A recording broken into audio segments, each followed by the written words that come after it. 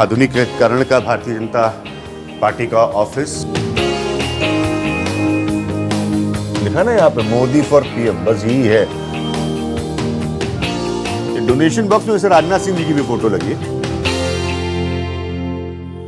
नमस्कार, मैं हूं विज्ञान प्रकाश। न्यूज पॉइंट टारगेट 272 में आपका स्वागत है। आज हम बात करेंगे सिर्फ और सिर्फ आजकल की हेडलाइंस में बनी, खबरों में बनी भारतीय जनता पार्टी की।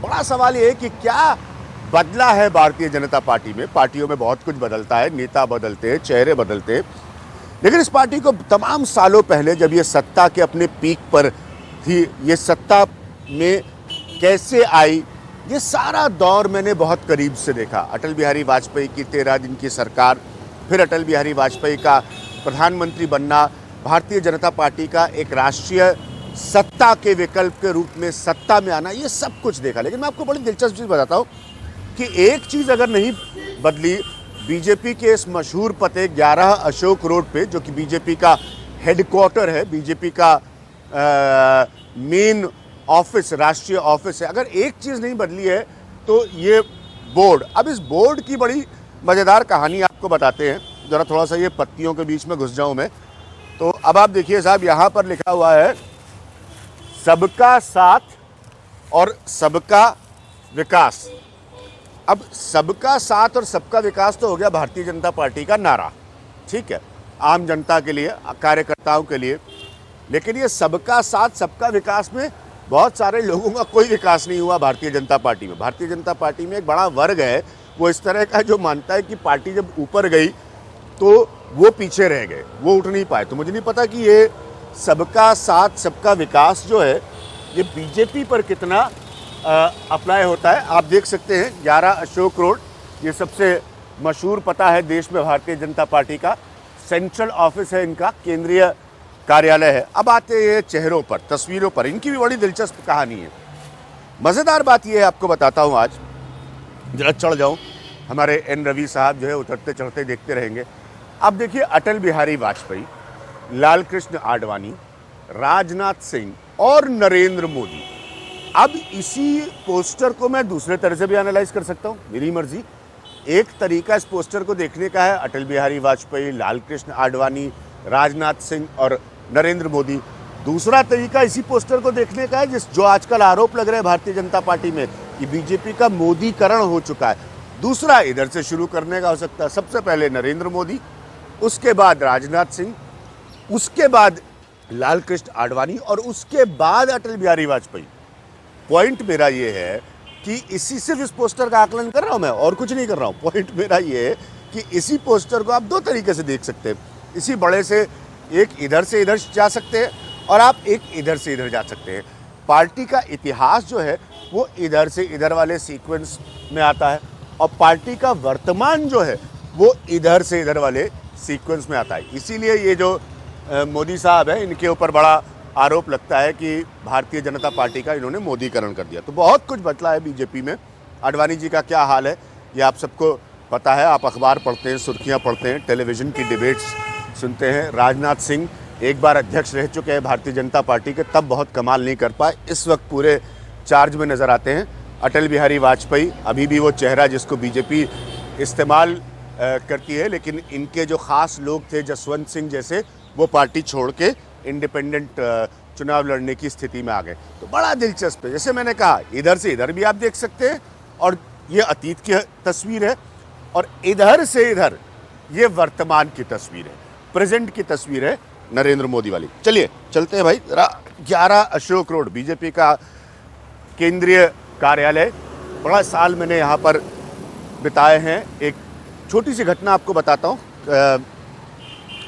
इसी कार्यालय में जब अटल बिहारी वाजपेयी पहली बार प्रधानमंत्री बने थे, तो आनन फानन में, जल्दीबाजी में, एक इसी के पीछे लॉन जो था, वहाँ पर पहली प्रेस कॉन्फ्रेंस हुई थी अटल बिहारी वाजपेयी के। देखते हैं क्या क्या ये केंद्रीय बीजेपी ऑफिस में बदला है। बड़े सालों बाद मैं खुद यहाँ पर आ रहा हूँ। आइए आइए।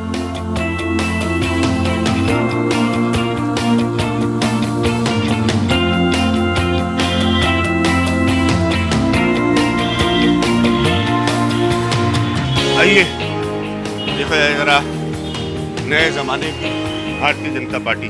ये है दरवाजा। ये नए सुरक्षा के इंतजामों के साथ भारतीय जनता पार्टी के कार्यालय का, राष्ट्रीय कार्यालय का एंट्री पॉइंट है। मुझे जैसे मैंने बताया कि आपको प्रेस कॉन्फ्रेंस की याद दिला रहा था जो अटल बिहारी वाजपेयी ने की थी जब पहली बार वो 13 दिनों के लिए प्रधानमंत्री बने थे, यहीं पीछे लॉन में। मैं भी बहुत सालों के बाद आ रहा हूँ भारतीय जनता पार्टी के कार्यालय में। काफ़ी कुछ बदला हुआ है। पार्टी का इंतज़ाम, आधुनिकीकरण जो है वो बड़ा स्पष्ट नज़र आता है। लेकिन तस्वीरें अभी भी आप देख सकते हैं, श्यामा प्रसाद मुखर्जी, लाल कृष्ण आडवाणी, पंडित दीनदयाल उपाध्याय, इनकी तस्वीरें लगी हुई हैं। उधर आप देख सकते हैं अटल बिहारी वाजपेयी जो हैं उनकी तस्वीरें लगी हुई। अरुण जी को हम लोगों को मिलना है, वो यहाँ के ऑफिस संचालक हैं। लेफ्ट साइड में चलिए। ये बहुत कुछ एन रवि आपको दिखाते जाएंगे। ये बहुत कुछ उस समय में नहीं होता था। बिल्कुल बदली हुई तस्वीरें मेरे लिए भी काफ़ी चौंकाने वाली। जैसे मैं बार बार कह रहा हूँ कि मैं बड़े सालों बाद भारतीय जनता पार्टी के राष्ट्रीय ऑफिस में, केंद्रीय ऑफिस में आया हूँ। ये बिल्डिंग भी बिल्कुल बदली हुई नज़र आती है। बड़ी कमाल की बात है। बिल्कुल ये एकदम नई और विस्तृत नज़र आती है। बहुत सारे लोग सोच रहे होंगे कि ये ऐसा बता रहे जैसे कोई नई बात है, लेकिन ऐसा नहीं है। ये मेरे लिए नई बात है, इसलिए आपको दिखा रहा हूँ। ये केंद्रीय कार्यालय है, भारतीय जनता पार्टी का केंद्रीय कार्यालय। आप देखते हैं अरुण जी जो है वो कहाँ बैठते हैं। 22 नंबर कमरा बताया गया उनको ढूंढने के लिए। ये अनुराग ठाकुर साहब के बैठने का कमरा है। आपको बता दूं कि ये जो जगह है, ये जगह की बड़ी ऐतिहासिक अहमियत है। यहाँ पर उस समय में जब एनडीए की सरकार थी, अटल बिहारी वाजपेयी प्राइम मिनिस्टर थे, और उससे पहले ये वो जगह है जिसकी बड़ी ऐतिहासिक अहमियत है। यहाँ पर बड़ी सारी बैठकें होती थी पार्टी की और तमाम बड़े फैसले लिए गए। यहाँ पर वो दिन देखे गए जब बीजेपी, एक पॉलिटिकल सिस्टम की अछूती पार्टी जो है, वो सत्ता में आई। तो ये सब बड़ा कुछ बदला। एक मुझे तो देखकर बड़ा आश्चर्य हो रहा है, लेकिन ये वाली बनावट नहीं थी, थोड़ा सा अलग था हिसाब किताब। तो अब अरुण जी का कमरा नंबर 22 मिल गया है हमको, पार्टी का ऑफिस। और ये कार्यालय सचिव हैं अरुण कुमार जैन जी, ये उनका ऑफिस है। ये नए वर्तमान कार्यालय की देखरेख की जिम्मेदारी इनके ऊपर है।